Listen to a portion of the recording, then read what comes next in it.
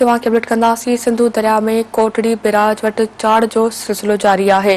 कोटड़ी बिराज वटि विचोले दर्जे की ॿोॾि बरक़रार है, जंहिं सबब कच्छ जा ॻोठ ॿुॾी विया आहिनि। बिराज मां निकिरंदड़ केबी फीडर वाह में हफ़्ते खां पोइ 1600 क्यूसेक छोड़ कयो वियो।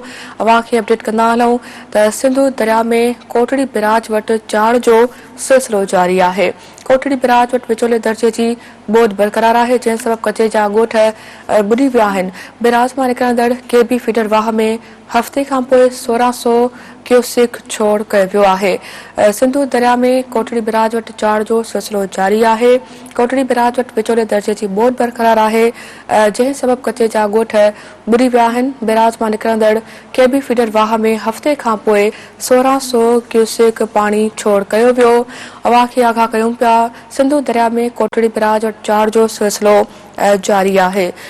कोटड़ी बिराज वटि विचोले दर्जे की ॿोॾि बरक़रार है, जंहिं सबब कच्छ जा ॻोठ ॿुॾी विया आहिनि। बिराज मां निकिरंदड़ केबी फीडर वाह में हफ़्ते खां पोइ 1600 क्यूसेक पानी छोड़ कयो वियो। सिंधु दरिया में कोटड़ी बिराज वटि चाड़ जो सिलसिलो जारी है।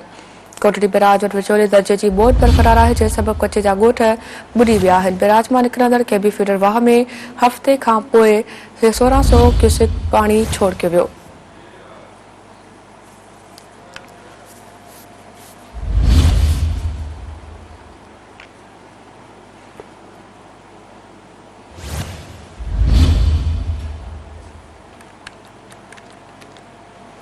सिंधु दरिया में कोटड़ी बिराज वटि चाड़ जो सिलसिलो जारी है। कोटड़ी बिराज वटि विचोले दर्जे की ॿोॾि बरक़रार है, जंहिं सबब कच्छ जा ॻोठ ॿुॾी विया आहिनि।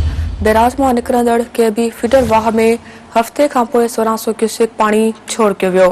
सिंधु दरिया में कोटड़ी बिराज वटि चाड़ जो सिलसिलो जारी है। कोटड़ी बिराज वटि विचोले दर्जे की ॿोॾि बरक़रार है, जंहिं सबब कच्छ जा ॻोठ ॿुॾी विया आहिनि।